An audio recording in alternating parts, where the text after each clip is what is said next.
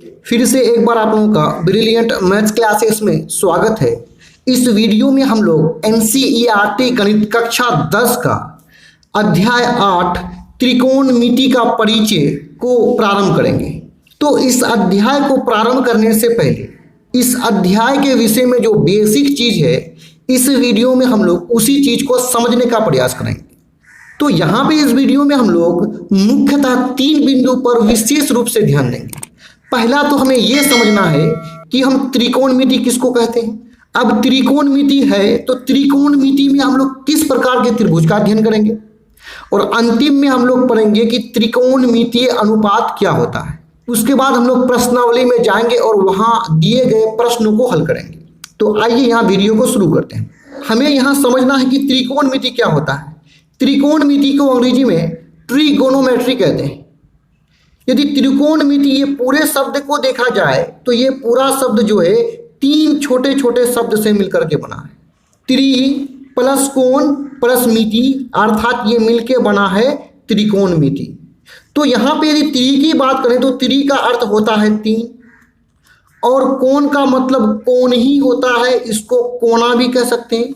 और मिति का मतलब होता है माप, अर्थात त्रिकोणमिति का अर्थ है 3 कोण का माप।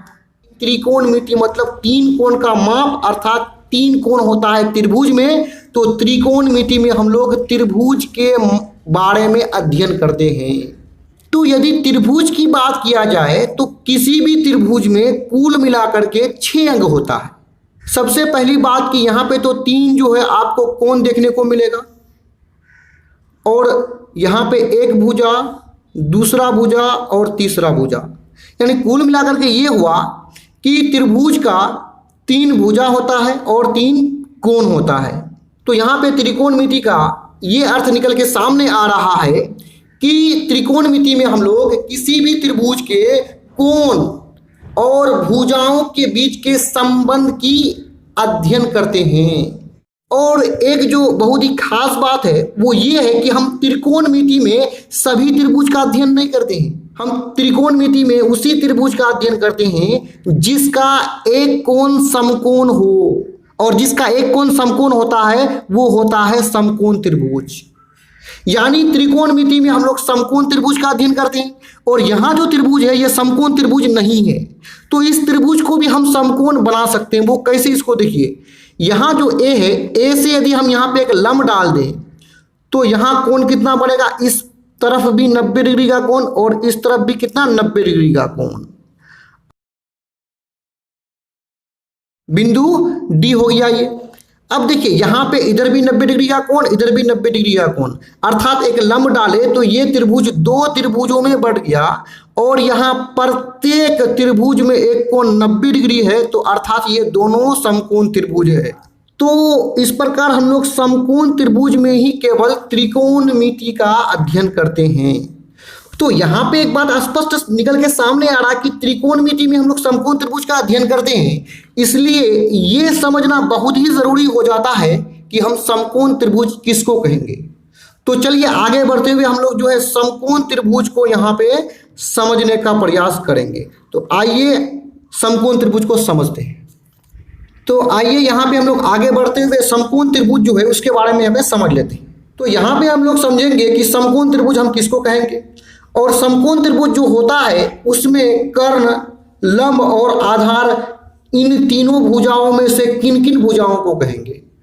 तो आइए शुरू करते हैं। यहाँ पे समकोण त्रिभुज मतलब वैसा त्रिभुज जिसका एक कोण समकोण अर्थात 90 डिग्री हो, यानी कोई भी त्रिभुज जिसका एक कोण 90 डिग्री हो। तो यहाँ पे जो ये त्रिभुज है, इस त्रिभुज का ये जो बॉक्स बना हुआ कोण है, इसी कोण को हम समकोण कहेंगे, 90 डिग्री का कहेंगे।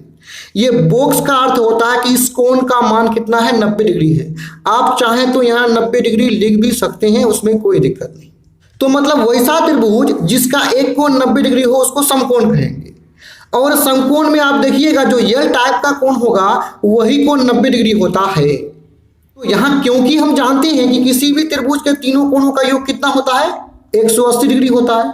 तो 180 डिग्री में इसका आधा 90 डिग्री जो है वो समकोण ही होता है। बाकी जो 90 डिग्री बचता है वो 90 डिग्री इन दोनों कोणों का क्या होता है, योग होता है। यानी इन दोनों कोणों को जोड़ेंगे तो इन दोनों का योग कितना होगा, 90 डिग्री होगा। अब आइए ये जो त्रिभुज है इसका कुछ नाम दे देते हैं, यहाँ ए बी और यहाँ पे कर देते हैं सी। अब समकोण त्रिभुज में ये जो तीनों भुजा है, इन तीनों भुजाओं में से किसे हम कर्ण कहेंगे, किसे हम लंब कहेंगे और किसे हम आधार कहेंगे, इस चीज को यहाँ पे समझिए। देखिए कर्ण हम किसको कहेंगे, कर्ण को संकेत में यच से सूचित किया जाता है। यच का अर्थ होता है हाइपोटेनस और उसका पहला लेटर यच होता है, इसलिए कर्ण को यच से सूचित करते हैं। कर्ण कौन सा भुजा होगा, आइए इसको यहां समझते हैं। मतलब समकोण, मतलब जो 90 डिग्री के कोण के सामने का भुजा, अर्थात कर्ण अर्थात यच हम उस भुजा को कहेंगे जो 90 डिग्री के सामने हो। हम देख पा रहे हैं कि त्रिभुज में 90 डिग्री का कोण यहाँ पे है, तो 90 डिग्री के ठीक सामने वाला जो भुजा है इसी को हम क्या कहेंगे, कर्ण कहेंगे और संकेत में इसे क्या कहेंगे, यच कहेंगे। और लंब, देखिए लंब किसको कहेंगे, दिया गया कोण अर्थात थीटा के सामने का भुजा।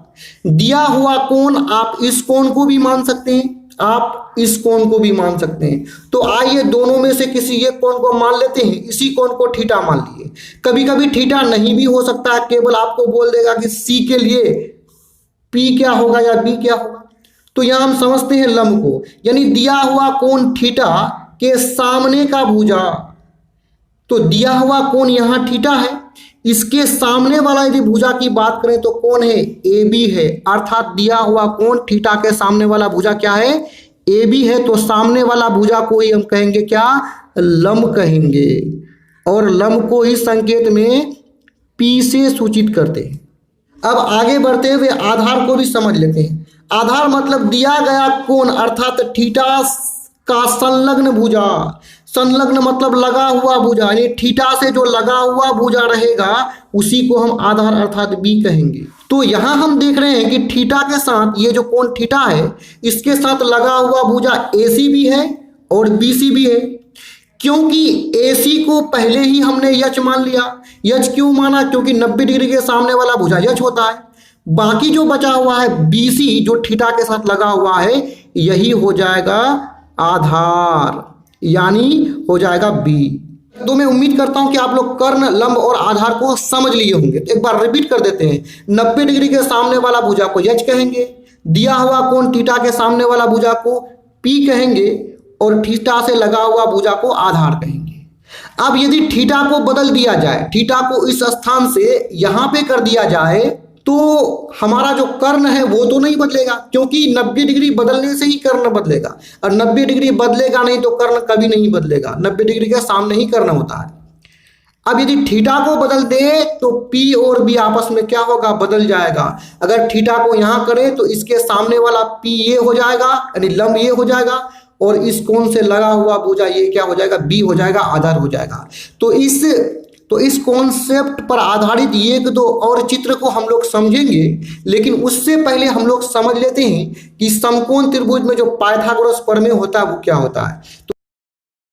तो यहाँ पे पाइथागोरस प्रमेय होता है कर्ण पर स्क्वायर बराबर लंब पर स्क्वायर प्लस आधार पर स्क्वायर। तो कर्ण स्क्वायर बराबर क्या होता है, लंब स्क्वायर प्लस आधार स्क्वायर। कर्ण को संकेत में यच से सूचित करते हैं तो यहाँ हो जाएगा यच स्क्वायर, यहाँ बराबर है तो बराबर लगा देंगे। लंब को संकेत में पी कहते हैं तो पी पर स्क्वायर और आधार को संकेत में बी से सूचित करते हैं तो हो जाएगा बी स्क्वायर। अर्थात पाइथागोरस प्रमेय है यच स्क्वायर बराबर P square plus B square. अब ये मेरा मेन सूत्र है, इससे 3 सूत्र और भी बनता है, उसको यहाँ पे समझिए। पहला तो सूत्र बनता है यच बराबर, देखिए क्या होगा, यदि इस समीकरण में यच से स्क्वायर को हटा देंगे तो इस तरफ स्क्वायर हटाने पर दूसरे तरफ हमें वर्गमूल लगाना पड़ता है। तो यच बराबर हो जाएगा root over P square plus B square.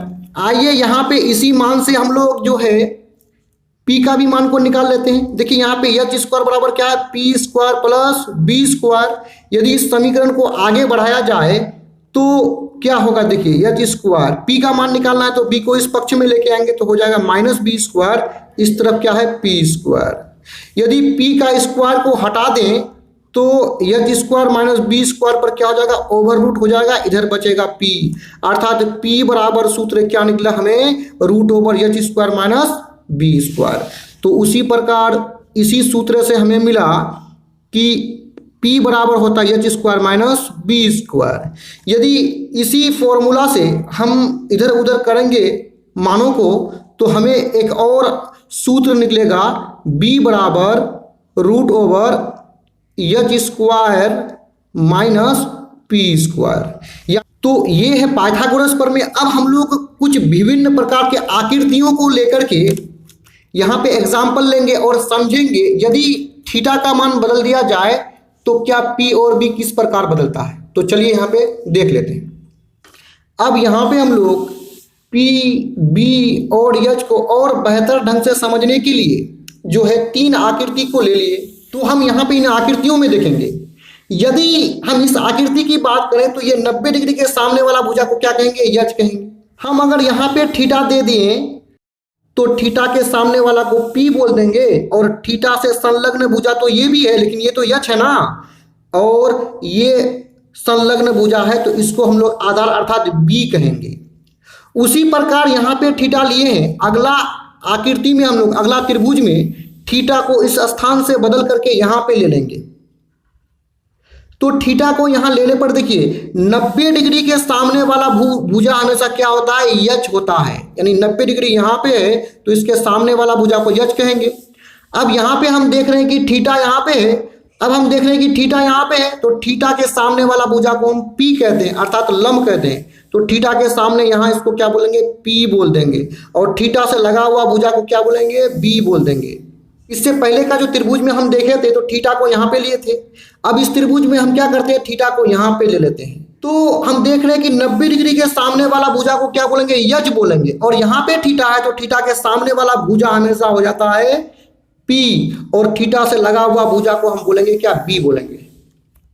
इसका अर्थ ये हुआ कि एच हमेशा 90 डिग्री के सामने ही होता है, एच का मान कभी भी नहीं बदलता है। लेकिन थीटा के बदलने से, किसके बदलने से, थीटा के बदलने से पी और बी का मान क्या हो जाता है, बदल जाता है, उसका भुजा बदल जाता है। तो अब आगे बढ़ते हुए जो अगला टॉपिक है हम लोगों का वो है त्रिकोणमितीय अनुपात। तो आइए त्रिकोणमितीय अनुपात को फिर समझ लेते हैं यहाँ पे। तो आइए यहाँ पे हम लोग त्रिकोणमितीय अनुपात को समझ लेते हैं। इसको अंग्रेजी में कहते हैं ट्रिगोनोमेट्रिकल रेशियो, इसलिए इसे संकेत में टीआर कहते हैं। क्योंकि त्रिकोणमिति में हम लोग समकोण त्रिभुज के बारे में अध्ययन करते हैं। तो समकोण त्रिभुज में 3 भुजा होता है, 90 डिग्री के सामने को एच कहेंगे, और दिया हुआ कोण थीटा के सामने को पी, और थीटा से लगा हुआ भुजा को हम लोग क्या कहते हैं, बी कहते हैं। तो इन्हीं भुजाओं के अनुपात को हम लोग क्या कहते हैं, त्रिकोणमितीय अनुपात कहते हैं। तो यहाँ साइन थीटा में क्या होता है, पी बाई एच, तो लंब बट्टे कर्ण यानी पी बाई एच को एच होता है साइन थीटा, और कोस थीटा होता है बी बाई एच यानी आधार बट्टे कर्ण, और टेन का होता है लंब बट्टे आधार, और ये है कोसेक, सॉरी यहाँ पे यस छूट गया है, ये है कोसेक। कोसेक थीटा बराबर हो जाएगा एच बाई पी, और सेक थीटा बराबर है एच बाई बी, और कोट थीटा बराबर है बी बाई पी। अर्थात साइन का उल्टा क्या है, कोसेक है, यानी इसका पी बाई एच है तो इसका एच बाई पी है। कोस का उल्टा क्या, कोस का उल्टा सेक होता है, इसका बी बाई एच है तो इसका विपरीत एच बाई बी है। टेन का विपरीत होता है क्या, कोट होता है, क्योंकि टेन का पी बाई बी है और इसका बी बाई पी है। तो यहाँ पे हम लोग त्रिकोणमितीय अनुपात को समझ गए। अब आगे वाला जो प्रश्नावली 8.1 जो है इन्हीं त्रिकोणमितीय अनुपातों का उसमें प्रयोग करेंगे, तो इसको अच्छे से आप याद कर लीजिएगा। बहुत ही आसान है याद करना, यानी एक बार पी में एस से भाग देंगे, एक बार बी में एस से भाग देंगे। अब बाकी जो ये दोनों बचा, इन दोनों को आपस में यहाँ पे क्या कर लेंगे, भाग लगा देंगे। और कोसेक जो है साइन का उल्टा होगा, इसका पी बाई एच है तो एच बाई पी, इसका बी बाई एच है तो इसका एच बाई बी, इसका टेन का पी बाई बी है तो इसका बी बाई पी हो जाएगा। तो यहाँ पे होता है ये वीडियो समाप्त। इस तरह का और भी वीडियोस को देखने के लिए आप हमारे चैनल के प्लेलिस्ट में जाकर के देख सकते हैं। वीडियो देखने के लिए धन्यवाद।